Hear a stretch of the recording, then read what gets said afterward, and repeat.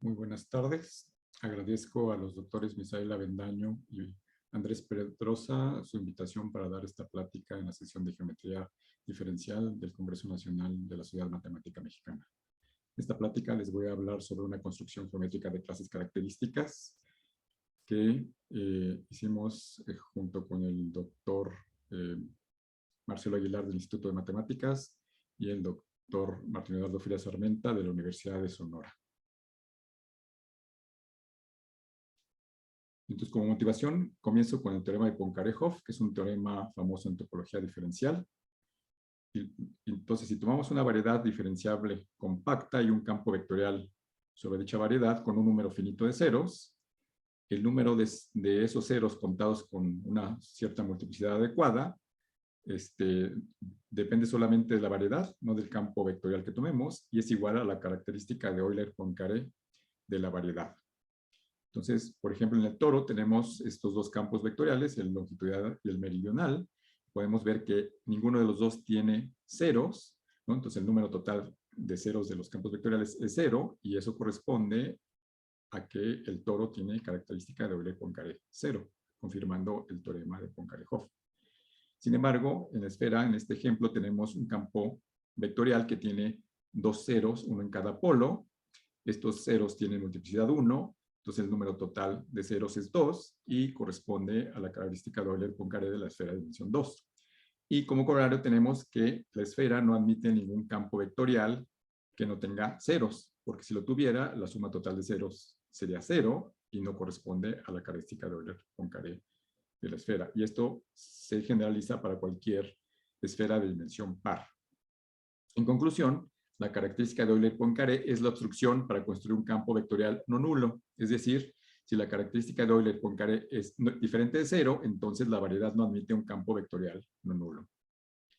Y bueno, reformulemos el teorema de Poincare-Hopf en términos de haces del haz tangente. ¿Sí? Si tomamos el haz tangente de la variedad, un campo vectorial corresponde a una sección del haz tangente. ¿Sí? Entonces, en el haz tangente, pues tenemos la sección 0, que corresponde a cada punto asociarle el 0 en su espacio tangente, y si tomamos una sección, ¿no? Como en este caso la sección azul que intersecta la sección 0 en ciertos puntos, esos puntos de intersección corresponden a los ceros del campo vectorial. Y como vimos, pues aquí la sección verde es una sección que no intersecta la sección 0, es una sección que no tiene ceros, ¿no? Como en el caso de los campos vectoriales con el toro. Y bueno, el haz tangente es un caso particular de un haz vectorial. Entonces podemos hacernos la misma pregunta para haces vectoriales en general. Si tenemos un haz vectorial sobre una variedad, si es posible construir una sección del haz vectorial que no tenga ceros. Entonces, por ejemplo, sobre la circunferencia, la banda de Mobius es también un haz vectorial. ¿Sí? Entonces, esta circunferencia central es la sección 0, y nos preguntamos si existe una sección que no tenga ceros. Pero sabemos de la construcción de la banda de Mobius, que es una banda donde identificamos los lados, identificando, pues, conforme dicen las flechas. Si tomamos una sección de esta verde que empieza en este punto, que se identifica con este de acá, por continuidad, pues forzosamente tiene que cruzar la sección 0. Entonces, por lo tanto, no es posible construir en la banda de Mobius una sección distinta de 0, que no tenga ceros. Perdón. Ahora, si tomamos, por ejemplo, el toro, que su espacio tangente es de dimensión 2, ya vimos que tenemos dos campos vectoriales que no tienen ceros. ¿Sí? Si los ponemos juntos, en cada punto tenemos dos vectores que son linealmente independientes. Entonces tenemos dos campos vectoriales linealmente independientes en todo punto, es decir, dos secciones del haz tangente del toro que son linealmente independientes. Entonces podemos hacernos la pregunta en general de si tenemos un haz vectorial, si existen, cuántas secciones linealmente independientes existen, ¿no? Entonces, para formular la pregunta formalmente, déjenme recordar las definiciones, ¿no? Un haz vectorial, sí, real o complejo, de rango n, es una aplicación pi entre dos variables diferenciables e y m, tales que para todo punto de m, la fibra, es decir, la preimagen bajo la aplicación pi, de P es un espacio vectorial, real o complejo en su caso, de dimensión n. Es decir, la preimagen de P es isomorfa a Rn o Cn. Además, esta aplicación pi satisface la siguiente condición de trivialidad local, que para cada punto P en M existe una vecindad U del punto y un difeomorfismo del producto de la vecindad y Fn con la preimagen de la vecindad bajo la aplicación pi, tal que este difeomorfismo conmuta con las proyecciones, con la proyección pi y con la proyección en la primera coordenada del producto. Es decir, esta difeomorfismo manda fibras del producto en fibras de esta imagen inversa de U. Y la variedad E es llamada espacio total, la variedad M el espacio base del haz vectorial, Fn es la fibra y pi es llamada la proyección. Y dado un punto en la base, denotaremos por xi de P a la fibra sobre el punto P. Y una sección del haz vectorial pi de E a M es una aplicación S de M a E, se va al revés, tal que al componerla con la proyección pi nos da la identidad en M. Es decir, una sección asigna a cada punto de M un vector en su fibra. ¿Sí? Como el caso, si el haz vectorial es el haz tangente, pues a cada punto asocia un vector en su fibra, que será un vector tangente. Y la sección 0 es la sección que a cada punto le asocia el vector 0 en la fibra. Y bueno, el problema, como estaba mencionando antes, es que dado un haz vectorial psi de rango n sobre una variedad de m, determinar cuántas secciones linealmente independientes se pueden definir en dicho haz. Y por ejemplo, si el haz vectorial es trivial, sí, solo sí admite n secciones linealmente independientes.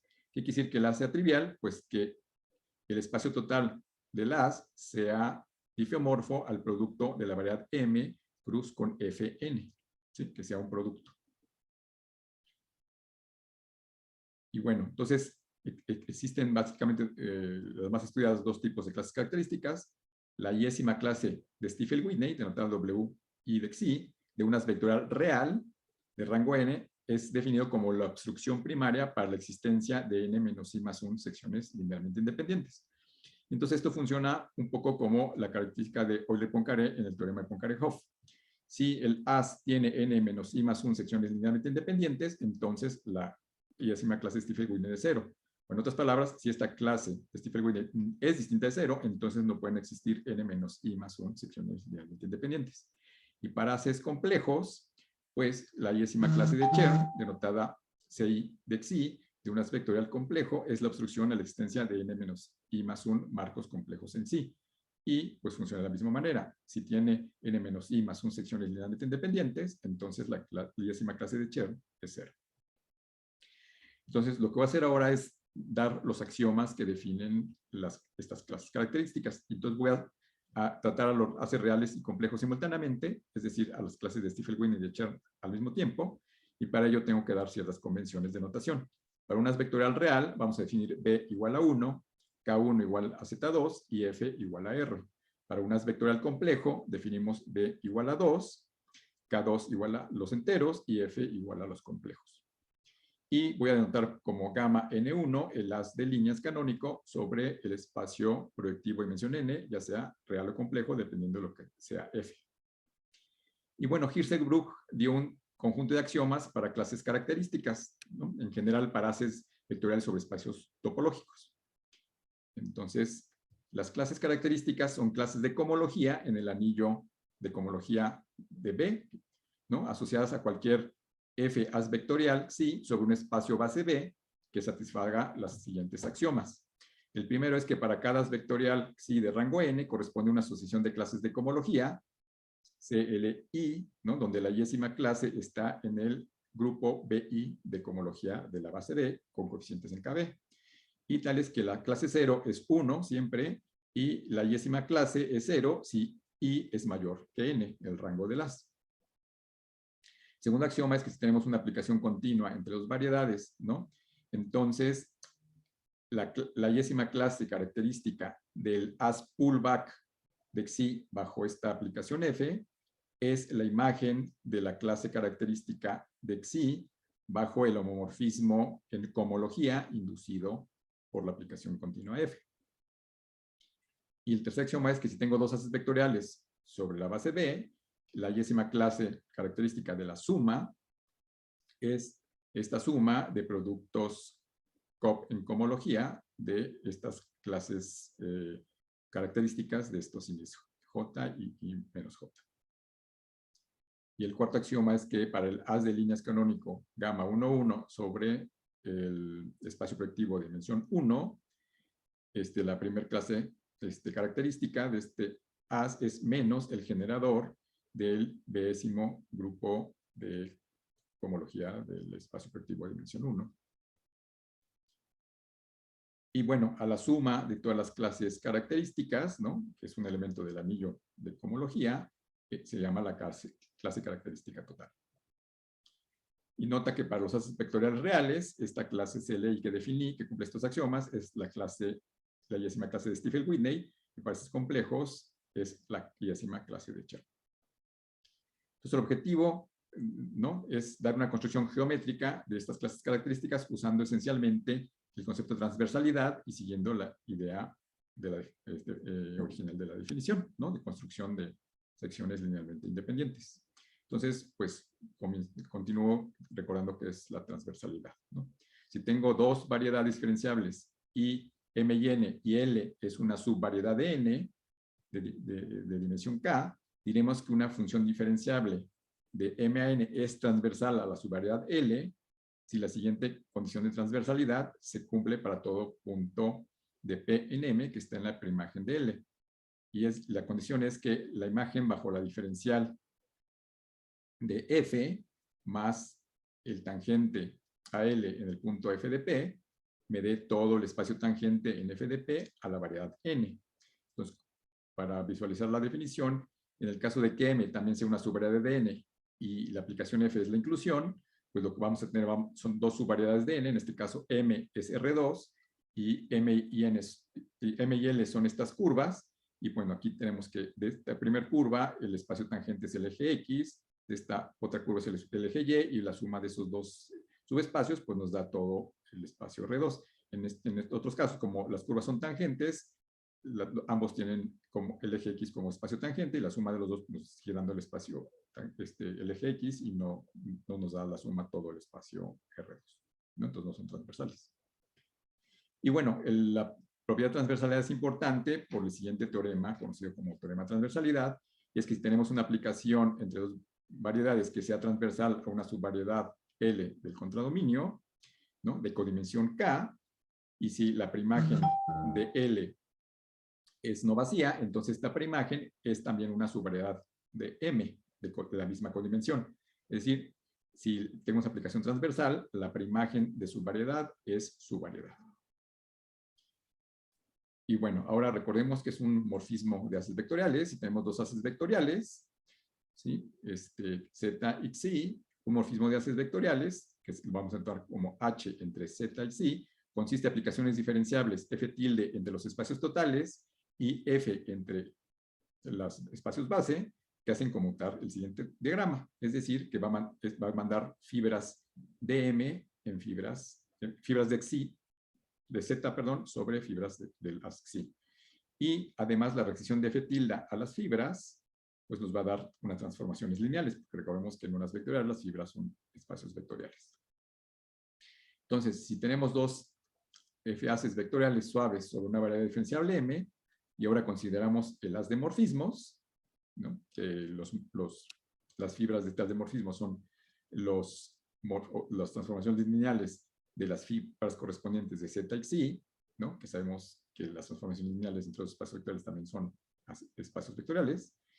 Y resulta que un morfismo de hace suave entre estos haces vectoriales Z y Xi va a ser equivalente a una sección de este haz de morfismos, ¿no?, que corresponde, va a haber una biyección entre morfismos de haces y secciones de este haz. Y bueno, existe un morfismo de haces tautológico, denotado por tau, sobre el espacio total de este haz de morfismos. Ese es un morfismo de haces entre los pullbacks de Z y de Xi, cuya restricción a la fibra sobre un elemento B del espacio total del haz de morfismos es B misma, considerada como transformación lineal entre la fibra de Z sobre pi de B, que es isomorfa a la fibra del pullback sobre B, y la fibra de Xi sobre el punto pi de B, que es isomorfa a la fibra del pullback de Xi sobre B. Y bueno, dado un morfismo de haces entre dos haces Z y Xi, este morfismo induce una partición de la variedad base M dada por subconjuntos singulares, ZJ, ¿no? Que están definidos como los puntos en la base, tal que la dimensión del kernel de la transformación lineal HX es J. No, parece que la HX es la restricción de H a las fibras de los haces correspondientes sobre el punto X. Y bueno, entonces, la importancia del morfismo tautológico es que si tengo dos haces vectoriales sobre una variedad de M de rangos K y N, y tengo el morfismo de haces tautológicos entre los respectivos pullbacks, entonces resulta que los conjuntos singulares de este morfismo de haces tautológicos van a ser subvariedades del espacio total de las de morfismos y van a tener esta codimensión, ¿no? Una codimensión bien definida. Y además, el conjunto singular J más unésimo del morfismo tautológico va a pertenecer a la adherencia del J-ésimo. Por lo tanto, la cerradura del J-ésimo va a ser la unión de todos los conjuntos singulares con índice mayor o igual que J. Y esto me va a dar una estratificación de Whitney de esta cerradura, ¿no? Que quiere decir que pues, es la unión de variedades diferenciables que se pegan de una manera buena, ¿no? Y bueno, entonces ahora podemos definir que es un morfismo de haces genérico, ¿no? Un morfismo entre dos haces es genérico si la sección correspondiente de las de morfismos pues es transversal a todas estas subvariedades ZJ, ¿no? Y pues los morfismos de haces vectoriales genéricos forman un conjunto abierto denso en el espacio de todos los morfismos de haces vectoriales con la topología C infinito de Whitney. Y si tenemos dos haces vectoriales sobre una variedad de M de rangos K y N respectivamente, y si H es un morfismo de haces vectoriales genérico entre ellos, entonces los conjuntos singulares ZJ de H son subvariedades de M, ¿no? De esta codimensión, que era la misma antes. La manera de demostrarlo, pues es que la sección SH correspondiente al morfismo H, pues va a ser transversal, como es genérico el morfismo, pues es transversal a todas las variedades ZJ de tau, y resulta que ZJ de H es la preimagen de ZJ de tau bajo esta sección que es transversal. Entonces, por el teorema de transversalidad, imagen inversa de subvariedad, pues es subvariedad. Y también a partir de un morfismo de haces, vamos a poder definir construir una variedad diferenciable. Entonces, si tengo una FAS vectorial de rango n sobre una variedad suave cerrada m, dimensión m, también vamos a suponer que m es KB orientada.